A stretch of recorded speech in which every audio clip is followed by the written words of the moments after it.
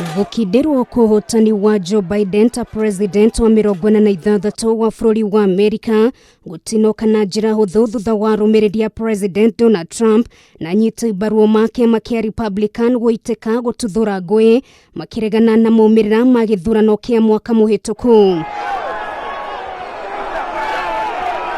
Makiri marũmĩrĩri a Trump mambĩkire mũrũngano mwena wa Washington DC kuria nyumba cia bunge ikoragwo amwe makinyũrũria mĩhang'o ya ũtari wa kura ũndũ ũrĩa ũcũngĩrĩirie ikuũ cia andũ matanyihĩire 3. Rungu rwa mũbango ũrĩa ũretwo Save America, arũrũngani maingĩrire bunge-inĩ thĩinĩ na nginyagia wabici-inĩ ya speaker makĩhĩta kwaga gwĩtĩkĩra maumĩrĩra ma gĩthurano gĩkĩ ndeto nĩ gĩcũngĩrĩria kwanĩrwo kwa mũkana wa kwaga kuma nja mwena ũyũ wa Washington DC.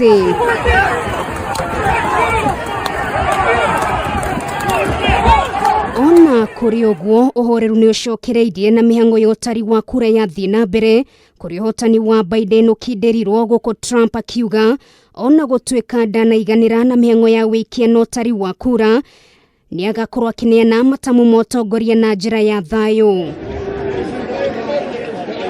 Hau gabere Trump nĩ ekwĩrĩte arũmĩrĩri ake metheme na ũndũ wothe ũngĩakĩrĩria Nguui bũrũri-inĩ ũcio, gũkũ Biden akiuga nĩ gĩconoko kuona arũmĩrĩri a Trump makĩhithũkĩra bunge akiuga kũu nĩ kũhotomia democracy. We had an election that was stolen from us. It was a landslide election and everyone knows it, especially the other side.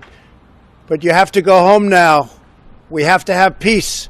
We have to have law and order. We have to respect our great people in law and order. We don't want anybody hurt.